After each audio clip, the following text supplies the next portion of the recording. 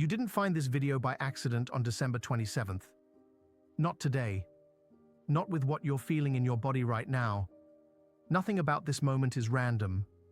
You're here because something deep happened to you over Christmas. Something shifted. Something cracked open. Something ended. And you felt it. You know you did. Even if you can't fully put it into words yet. Even if you haven't been able to explain it to anyone without sounding dramatic. You know something real changed inside you between December 25th and today. This is your Christmas awakening. And it's not what you think. This isn't about peace on earth or holiday miracles. This is about an ending. The ending of who you used to be. The ending of the version of you that couldn't carry what's coming next. The ending of the patterns, the beliefs, the identity that kept you small and stuck.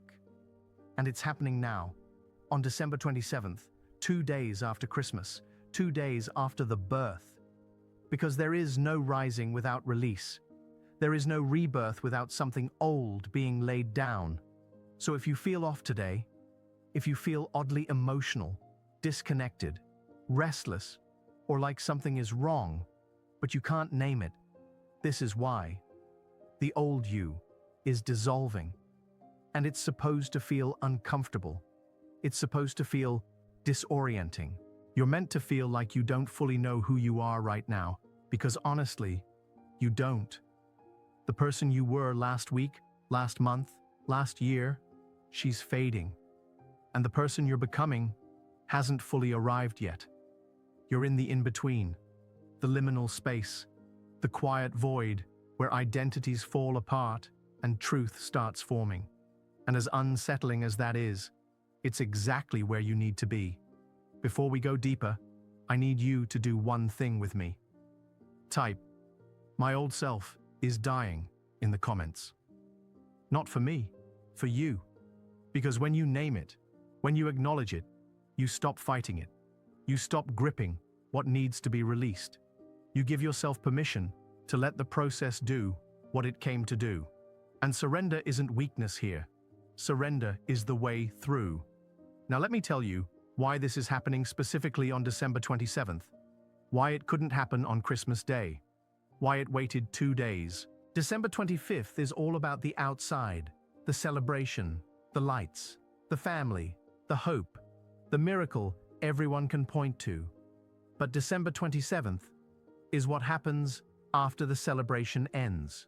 When the music stops, when the house gets quiet, when the guests go home, when the wrapping paper is gone and the distraction fades and you're left alone with yourself again. December 27th is when you realize the miracle was never out there. It was always in here, inside you. Something shifted while you were busy with the dinners, the smiles, the traditions, the noise. A change started the moment you stopped trying so hard and simply existed. You were present, even if only for a moment, and that moment opened a door. And now, today, you're waking up to what your soul already knows. You're not the same. Something has changed. The old you is ending, and the new you is being born. And it's scary, because endings always are. Even necessary ones. Even the ones that lead to life. So let's talk about what is actually dying. What version of you is being dismantled right now? What parts of your identity are loosening their grip? What patterns are breaking? What beliefs are collapsing? Because you can't fully appreciate what you're gaining until you understand what you're finally releasing. First, the version of you that needed everyone's approval is dying. The version that people pleased. The version that said yes when you wanted to say no. The version that dimmed your light so everyone else could stay comfortable. The version that abandoned yourself just to be chosen, just to be liked, just to keep the peace. That version is being cleared out, and you may have noticed it over Christmas.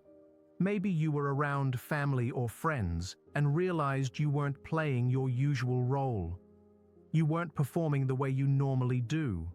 You weren't working overtime to meet everyone's expectations. Maybe you spoke your truth when you would normally stay quiet. Maybe you set a boundary when you would normally give in. Maybe, just for once, you chose yourself when you would normally choose everyone else. And it felt weird, almost wrong, like you were breaking a rule you've lived under your whole life. But that wrong feeling wasn't you doing something bad. It was the old you losing control, and the real you starting to emerge. The version of you that knows your worth. The version of you that honors your needs. The version of you that doesn't require external validation to feel whole. Here's what you need to understand about this kind of death. It doesn't happen all at once. It's not a light switch. It's a slow dissolving, a gradual unhooking, layer by layer, moment by moment. The identity that was built around pleasing others starts to weaken. Every time you choose yourself over their approval, that old version loses more power. Every time you tell the truth, instead of saying what people want to hear, that identity cracks a little more. Every time you honor your needs, instead of betraying them for someone else's comfort, the pattern unravels. And yes, it's uncomfortable, because you've been that person for a long time. You built your whole life around being the one who keeps everyone happy. Your relationships learned to rely on that. Your family dynamics were shaped by that. Your sense of who you are got tangled up in that. So when it starts to die, everything can feel unstable. People around you will feel the shift, even if they can't name it. And some of them won't like it. Some will try to pull you back. Some will use guilt. Some will call you selfish. Some will act confused when you stop over-explaining and start standing firm, but you can't go back. Not anymore. Because once you've tasted what it feels like to be free inside your own life, once you've felt the relief of not performing, once you've experienced what it's like to belong to yourself first, you can't unknow it. The old pattern might still try to pull you in, but it won't have the same grip because something in you has fundamentally changed. Second, the version of you that believed you weren't enough is dying. The one who constantly compared yourself to other people, the one who felt behind, inferior, unworthy, the one who scrolled through everyone else's highlight reels and quietly decided, I'm failing. That version is being cleared out. And if you're honest, you may have caught a glimpse of your own value over Christmas. Maybe someone said something so simple, so genuine, that it hit you like truth. Maybe you accomplished something that proved you're far more capable than you've allowed yourself to believe. Maybe you had a quiet moment where you saw yourself through a new lens. And for the first time in a long time, you didn't look at yourself with judgment. You looked with recognition. And in that moment, the lie started to crumble. The lie that you have to be more, do more, have more, achieve more, just to deserve love, respect, peace. That belief began to loosen, and you felt it, like a weight lifting, like relief, like coming home to yourself. That was the old identity dying. That was the false self being laid down. But listen closely, because this one matters. The never enough story is one of the deepest, most stubborn patterns most people carry. It shows up everywhere. In how you work, how you love, how you show up, how you apologize for taking up space. It pushes you to overperform, overgive, over-explain, overcompensate. It keeps you chasing a finish line that moves every time you get close. And when that pattern starts collapsing, when you start realizing you were enough the entire time, that you never had to prove anything, that your worth was inherent from the beginning, it can feel destabilizing. Because if you're already enough, then what was all that grinding for? If you don't have to prove yourself, then who are you? If your value isn't attached to your accomplishments, your productivity, your resume, your results, then what actually defines you? These are the questions that rise when the not enough narrative ends. And they're not problems. They're doorways. They force you to discover who you are beyond performance, beyond achievement, beyond constant doing, They invite you back into being, into presence, into the radical truth that you are valuable simply because you exist, right now, as you are. And if you're feeling emotional hearing that, you're not alone. A lot of us were taught the opposite. We were taught love had to be earned. We were taught rest had to be deserved. We were taught worth was conditional. So if that belief is dying in you, you're not losing motivation. You're losing a cage. Third, the version of you that was ruled by fear is dying. The one who played it safe. The one who stayed small. The one who let fear make every decision. The one who asked, what if it doesn't work? Instead of, what if it does? That version is being dismantled. And maybe over the holidays you felt it. An awakening. A quiet courage you didn't even know you had. A pull toward the unknown. A willingness to risk discomfort for something real. Maybe it was just a thought. Maybe it was just a sensation. But it was there. That feeling of, I'm not doing this anymore. I'm not limiting myself anymore. I'm not letting fear run my life. That realization is the death of the fearful self, and it's the birth of the brave self. Here's what's tricky. Fear has protected you for a long time. It kept you from taking risks that might have hurt you. It kept you close to what was familiar, comfortable, predictable. And there was a time when that protection made sense. When the world felt too big, too dangerous, too uncertain. When staying small was survival. But you're not that person anymore. You've grown, you've evolved, you have strength, resilience, and inner resources you didn't have back then. And now, that fearful version, the one who needed constant protection, has outlived its purpose. Now, it's holding you back. It's blocking experiences that would help you expand. It's keeping you in a life that feels safe, but not alive. So it's dying. And as it dies, you might feel exposed, vulnerable, like you've lost your armor, because the shield fear gave you hypervigilance, control, caution, retreat is dissolving. And that means you have to learn a new way to be in the world. A way that doesn't depend on constant guarding, constant bracing, constant backing away. A way that can hold risk, uncertainty, possibility. And yes, of course that's scary. You're letting go of the thing that used to make you feel safe. But here's what you need to know. On the other side of that fear is freedom. Real freedom.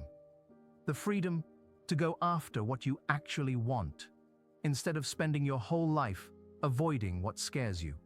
The freedom to say yes to opportunities that excite you, not just the ones that feel secure. The freedom to live, instead of just survive. And in a second, I'm going to tell you the most important part. What happens when these three versions of you start dying at the same time, and why so many people misinterpret this season as something is wrong with me, when it's actually proof that you're finally waking up. Fourth, the version of you that needed to control everything is dying. The planner, the worrier, the one who couldn't fully exhale until every detail was handled, the one who couldn't trust life to unfold, the one who clung so tightly to outcomes that it strangled the joy right out of the present moment. That version of you is being cleared out. And maybe over Christmas, life basically forced your hand. Maybe something didn't go according to plan, and you had to let it go. Maybe the schedule changed, the people changed, the vibe changed, and you didn't have the option to fix it. You had to surrender. And do you know what happened? You survived. You were okay. And maybe, if you're really honest, it was even better than what you tried to control into existence. Maybe it flowed. Maybe it softened. Maybe the universe knew what it was doing the whole time. And in that lived experience of releasing your grip and discovering the world didn't collapse, the controlling self started to die. And something else began to rise. the trusting self. Control is such a seductive illusion. It makes you feel powerful, safe, protected, like if you can anticipate everything, manage everything, plan for every outcome, then nothing bad can touch you. But the truth is, control is exhausting. It takes so much energy to manage every variable, predict every outcome, prevent every possible problem, and after all that effort, life still happens. Things still go sideways. Surprises still show up. People still do what people do. So, what has all that control actually given you? Not real safety, not real protection, just the illusion of safety. And the cost of it, your presence, your peace, your ability to enjoy the moment you're in because you're too busy trying to control the next one. And as that controlling version of you fades, you might feel out of control. And yes, at first, that's uncomfortable because you leaned on that sense of control for so long. It was your coping mechanism, your defense system, the way you managed anxiety. Without it, you may feel unsteady, like you're floating, like you don't know what's next. But this is where people misunderstand the process. That uncertainty is not a punishment. It's a gift, because in the space where control used to live, trust can finally grow. Real trust. Not the kind of trust built on obsessively planning for every scenario, but the kind of trust built on experience. The kind that comes from realizing, even when life doesn't go the way I planned, I'm still held. I'm still guided. I still make it through. The kind of trust that knows life isn't happening to you. It's moving with you, for you, and the life you've been praying for. The life your soul came here to live. It's closer than you think. It's forming right now. In this quiet in-between. In this darkness. In this space between who you were and who you're becoming. The seed is sprouting. The caterpillar is dissolving. The phoenix is rising from the ashes. You don't have to force it. You don't have to micromanage it. You don't have to earn it. You just have to trust the process. You just have to let the ending happen. You just have to surrender to the transformation. Your soul has been orchestrating the entire time, even when your mind couldn't make sense of it yet. So here's what I need you to hear today, on December 27th. As you feel all of this, as you process all of this, as you try to understand why everything feels so strange and new and unfamiliar, you're not losing your mind. You're waking up. You are not falling apart. You are opening. You are not losing yourself. You are finding yourself. And the discomfort you're feeling is not a sign that something is wrong with you. It's a sign that something is finally right. Your old self is dying because it has to, because you outgrew it, because you evolved beyond it, because your soul has bigger plans for you than that limited version of you could ever hold. And listen, if you feel this, if you know this is your truth, if you're ready to stop resisting and start surrendering because the old you is leaving and the real you is arriving, then December 27th is going to be a date you remember. The day everything shifted. This is your Christmas awakening, and it may be the greatest gift you ever receive.